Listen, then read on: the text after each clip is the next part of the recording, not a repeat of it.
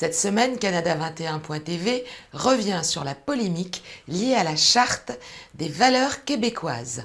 L'inauguration d'un troisième projet de parc éolien au Québec, Coca-Cola qui annule une de ses campagnes promotionnelles à cause de problèmes de traduction, Abou Diouf au Québec et les rendez-vous à ne pas manquer si vous êtes francophone et que vous vivez au Canada. Pendant qu'en France, une charte de la laïcité est affichée sur les murs des écoles, le Québec, de son côté, tente de faire passer une charte des valeurs québécoises dans les institutions publiques. Une charte ambiguë et inefficiente selon certains, même si les derniers sondages dévoilent que la majorité des Québécois sont en faveur de ce projet. Les explications de notre correspondante sur place, Sarah Gershani.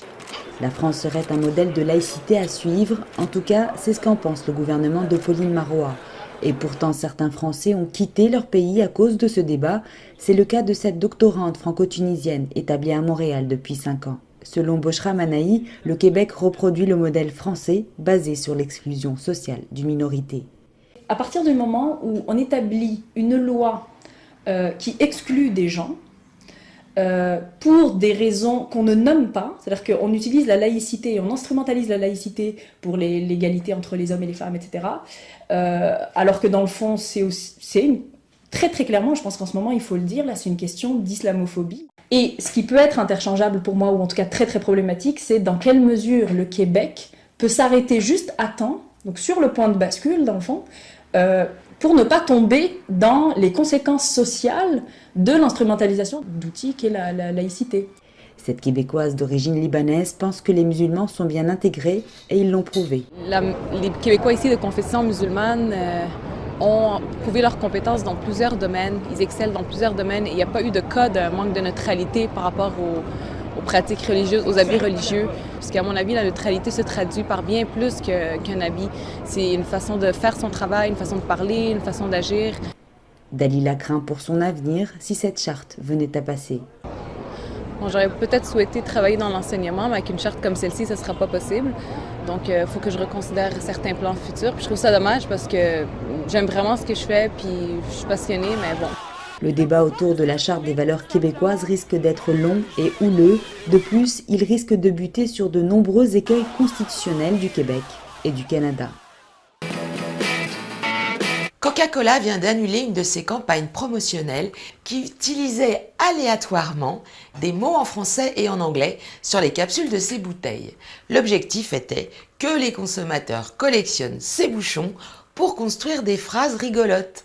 Mais les Canadiens ont perdu leur patois avec des faux amis d'une langue à l'autre. À Edmonton, dans la province d'Alberta, un couple qui était tombé sur une capsule « You retard », pensant d'abord à une mauvaise blague, s'est plaint auprès de la direction de Coca-Cola. Mais retard en anglais ne signifie pas mentalement retardé, mais bien être en retard. Un anglophone est tombé quant à lui sur une capsule avec le mot « douche », une insulte dans la langue de Shakespeare, mais pas dans celle de Molière. Alors pour arrêter de prendre des risques avec des traductions hasardeuses, Coca-Cola a tout simplement décidé de détruire tous les bouchons de bouteilles à l'intérieur desquels des mots seraient inscrits. EDF EN Canada, filiale d'EDF Énergie Nouvelle, a inauguré mercredi dernier avec son partenaire Enbridge au Québec un troisième projet de parc éolien Lac-Alfred.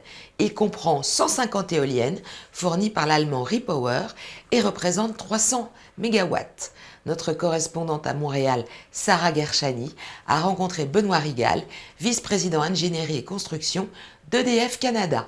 70 000 foyers québécois seront désormais alimentés grâce aux 150 éoliennes d'une capacité de 300 MW. Lac-Alfred est l'un des 7 projets éoliens attribués à l'entreprise en 2008 et 2010 grâce à des appels d'offres d'Hydro-Québec Distribution. On a remporté la moitié de l'appel d'offres, c'était un appel d'offres de 2000 MW et on en a remporté 1000. Conjointement donc avec nos deux autres sociétés partenaires qui, au fil des années, ont vendu leur participation.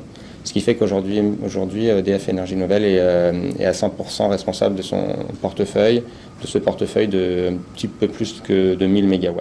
Le Canada occupe le 2e rang mondial dans le domaine de la production d'hydroélectricité, avec une production d'environ 60% des énergies du pays. En 2007, l'énergie éolienne ne représentait que 0,5% de l'énergie produite au Canada. Cependant, cette forme d'énergie a connu une croissance rapide avec la participation de partenaires européens tels que EDF Canada ainsi que la volonté du distributeur québécois Hydro-Québec de développer cette niche. EDF Énergie Nouvelle, en fait, est particulièrement spécialisé dans le développement et la réalisation et l'opération de parcs éoliens. Hydro-Québec est bien sûr, même de par son nom, très intéressé par l'hydroélectricité. EDF ou EDF Énergie Nouvelle ne sont pas présents au Québec, probablement parce que Hydro-Québec n'en a jamais ressenti le besoin et probablement sait faire son hydroélectricité tout seul. Un projet avec des retombées importantes tant économiques que sociales. Une des conditions d'Hydro-Québec pour l'attribution de ces contrats et puis du succès de l'appel d'offres, c'était qu'on doit s'engager à dépenser plus de 60% de nos investissements par projet au Québec. Et ils ont même poussé en exigeant que même 30% de nos investissements dans la fabrication des éoliennes soient faits en Gaspésie, que plus d'1,2 milliard sont redistribués au Québec d'une manière ou d'une autre. D'ici la fin 2015, EDF Énergie Nouvelle Canada aura développé et construit des projets totalisant 2000 MW dans la province du Québec et commence déjà à investir dans le reste du Canada. Le 19 septembre dernier, Abou Diouf, le secrétaire général de la francophonie, a rencontré une quarantaine de jeunes participants au programme Office Jeunesse Internationaux du Québec, lors de sa visite officielle au Canada. L'objectif était de revenir sur leur expérience de séjour dans l'espace francophone. Une visite qui tombait à pic un mois après l'appel d'Abou Diouf aux États membres de la francophonie pour créer un meilleur environnement pour les jeunes. Abou Diouf a ensuite rencontré des personnalités canadiennes comme Jean-François Lisée, le ministre des Relations internationales de la francophonie et du commerce extérieur et responsable, ou Clément Duhem, administrateur de l'Organisation internationale de la francophonie. Google, Facebook et Yahoo et Microsoft, membres de la Global Network Initiative, ont exhorté 20 pays à rendre publiques les demandes de surveillance de citoyens qu'ils reçoivent de leurs services de renseignement. La France et le Canada font partie des gouvernements interpellés. Les groupes technologiques américains sont sous pression après les révélations sur le programme américain de surveillance PRISM, par lesquels l'Agence de sécurité nationale américaine a obtenu d'eux des milliers de données numériques concernant des utilisateurs d'Internet. Les sociétés Internet assurent ne divulguer des informations qu'en réponse à des injonctions formelles de tribunaux, se défendant de toute complaisance avec les autorités américaines. À noter que la semaine dernière, Google, Yahoo et Facebook avaient déposé des requêtes en justice pour pouvoir en dire davantage sur les demandes de renseignements qu'ils reçoivent de l'administration américaine. Et maintenant, les rendez-vous à ne pas manquer si vous êtes francophone au Canada.